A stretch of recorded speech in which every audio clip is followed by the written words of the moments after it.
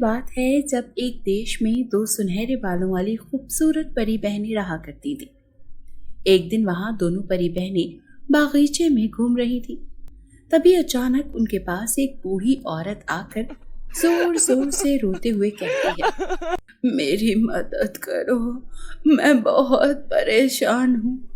आज मेरी बेटी की शादी होने वाली है और मेरे पास उसकी शादी करने के लिए फूटी कौड़ी भी नहीं है। मैं बहुत उम्मीद लेकर तुम दोनों के पास आई हूँ। क्या तुम दोनों बहनें मेरी मदद करोगी? बूढ़ी औरत को रोता देखकर दोनों बहनों का मन पिघल जाता है और वहां दोनों उसकी मदद के लिए तैयार हो जाती हैं। वो बूढ़ी औरत के साथ उसके घर तक जाती है। तभी एक परी बहन कहती है, तुम चिंता मत करो काकी, मैं अभी सारी शादी की तैयारियां पूरी कर देती हूँ। इसके बाद वहां परी अपनी जादू छड़ी को घुमाकर उस टूटे फूटे से घर को एक बहुत ही सुंदर घर में बदल देती है और उसमें मंडप भी लगा देती है। तभी दूसरी परी कहती है, तुम अपनी बेटी को यहाँ बुलाओ काकी, मैं अपनी जादुई शक्ति से उसको दुल्हन बनाकर ढेर सारे गहने बना दूंगी। तभी बूढ़ी औरत कहती है, मेरी बेटी घर के अंदर है, आप दोनों घर के अंदर जाकर उसे अच्छे से तैयार कर दीजिए। इसके बाद वहां दोनों घर के अंदर चली जाती हैं। लेकिन तभी अचानक उन दोनों के ऊपर एक बड़ा सा पिंजरा गिर जाता है और साथ ही दोनों बहनों का शरीर रस्सियों से बंध जाता है। फिर अगले ही पल वह बुढ़िया एक जादूगर के रूप में बदल जाती है। तभी जादूगरनी कहती है,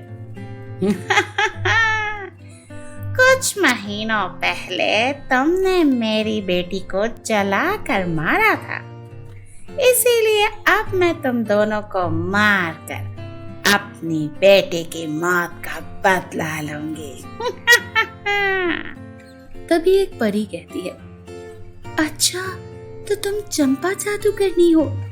तेरी बेटी दुश्मन और बहुत ही बेरहम जादूगरनी थी। उसने न जाने कितने इंसानों को मार दिया और उनकी बलि दे दी। हमने उसे मारकर बहुत ही अच्छा काम किया है। हमें छोड़ दे, नहीं तो तू अपनी बेटी की तरह मारी जाएगी। चाहे कितना भी जोर लगा लो तुम दोनों बहनें, लेकिन इस पिंजरे से बाहर नहीं जा सकती। मैं जंगल में जाकर वहाँ मौजूद सभी जादूगरनियों को यहाँ पर लेकर आती हूँ। इसके बाद हम सभी जादूगरनियाँ मिलकर तुम दोनों के टुकड़े टुकड़े करके तुम्हारी बलि देंगी।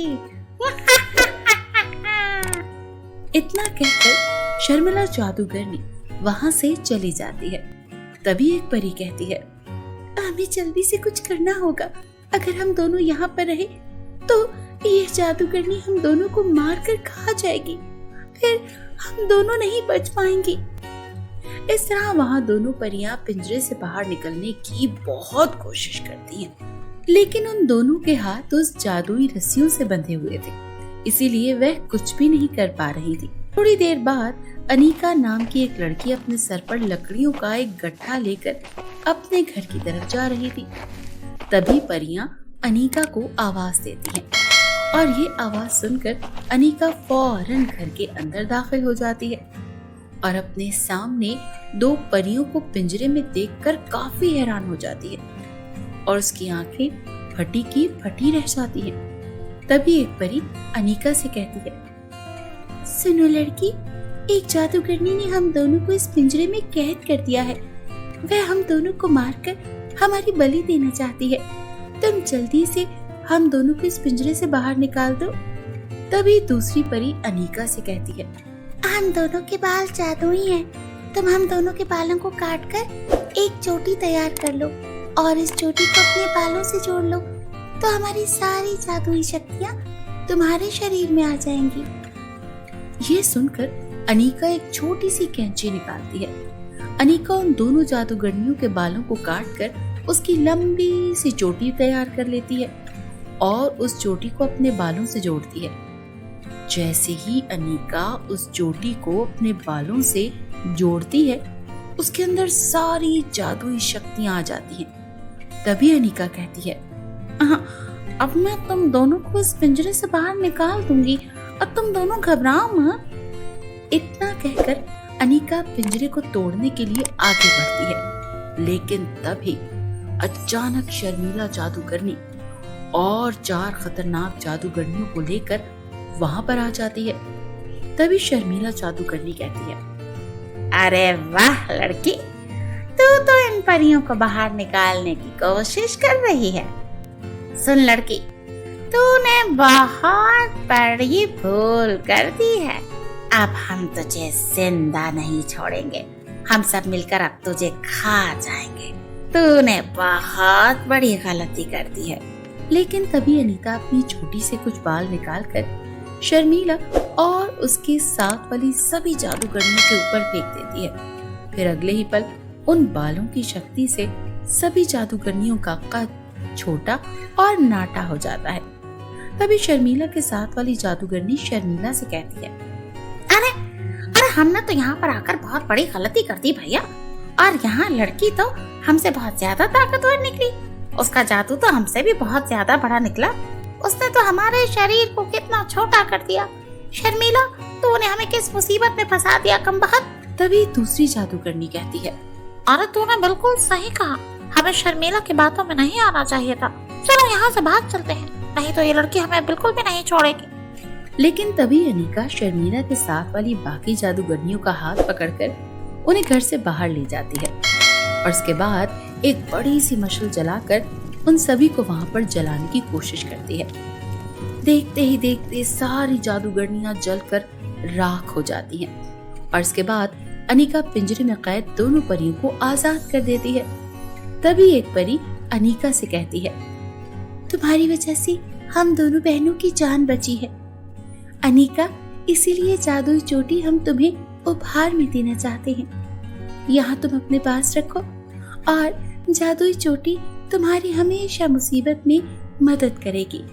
तुम इस जादुई चोटी से जो भी चाहोगी वो तुम्हें मिल जाएगा, क्योंकि हमारे बाल तो कुछ दिनों में वापस से उगाएंगे। इसके बाद वह दोनों परियां वापस अपनी परी देश लौट जाती हैं। दूसरी तरफ जादुई चोटी के मिलने से अनिका की पूरी जिंदगी बदल जाती है।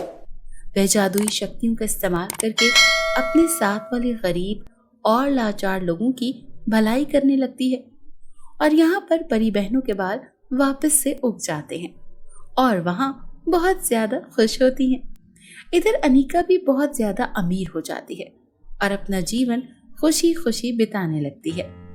तो दोस्तों, उम्मीद करते हैं कि आपको हमारी आज की कहानी पसंद आई होगी।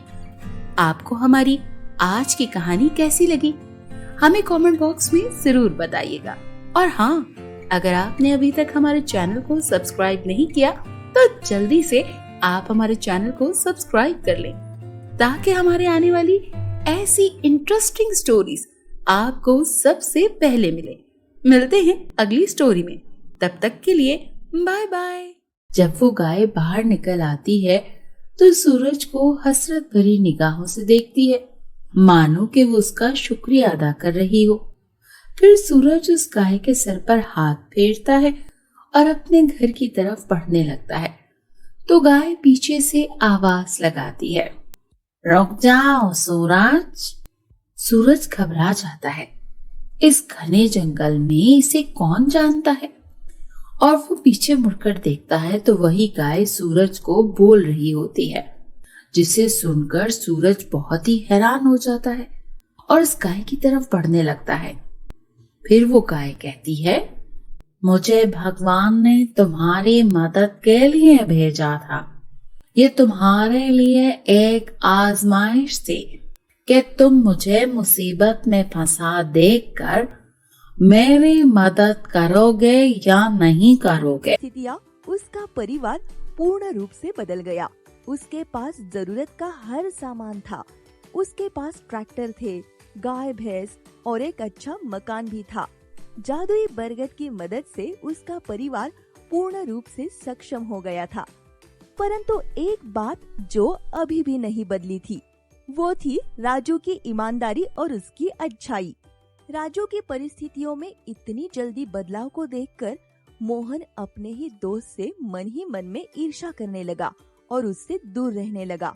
मोहन का बदलता बर्ताव देखकर राजू दुखी हुआ और राजू अपने पुराने दोस्त को खोना नहीं चाहता था, इसलिए उसने मोहन से बात करने का मन बनाया ताकि सारे मनमुटाव दूर किए जा सके। मोहन से खुलकर बात करने के लिए राजू उसके खेत पर गया, परंतु राजू को देखते ही मोहन उससे दूर जाने लगा। ना उससे नजरें मिलाई और ना उसकी तरफ मुस्कुराया। मैं शहर से कुछ खाने का सामान लेकर अपने गांव जा रहा था, तभी देखा तो आपके पास आया हूँ। चलो आज उसी से काम चला लो, कल से मैं आपके काम की व्यवस्था करवा दूंगा। देखो भैया, मैं भीख नहीं मांगता, मेरे बच्चों के सामने मेरा आत्मसम्मान भी नहीं खोना चाहता। आप बहुत भले आदमी जान पड़ते हैं, आपका धन्यवाद, पर हम आपसे कुछ भी नहीं ले सकते। अरे भैया, बच्चों के बारे में तो कुछ सोचिए, उन्होंने कुछ नहीं खाया है, उन्होंने कुछ खाया नहीं, भूख से हालत खराब हो रही होगी। नहीं भैया, आपका धन्यवाद और आप जाइए। राजू झोपड़ी से बाहर आया और वो किसी भी तरह से बच्चों को भूखा नहीं सोने देना चाहता था। तभी उसने चौकड़ी के पास पड़े घास के लट्ठे को देखा और उस आदमी को बुलाकर कहा, देखो भैया, ये घास का लट्ठा मेरे बहुत काम का है, मैं अपनी गाय को खिला दूंगा, उसके बदले में ये खाना ले लो और अपने परिवार के साथ खा लो। भैया, लोगों में आज भी इंसानियत जिंदा है, आपको तहे दिल से धन्यवाद। राजू ने घास के लट्ठे को अपने सर पर रखा और घर चला गया। घर पर जाकर उसने गड्ढे को आंगन में रखा और खाना खाकर टहलने निकला और सीधा मोहन के घर गया। परंतु मोहन ने राजू को देखते ही गुस्से में उसे भला बुरा कहने लगा। क्या मिला उस गरीब के घर जाकर और क्या मदद कर ली तुमने? पहले अपनी स्वयं की मदद तो कर लो, फिर दूसरों के लिए करना।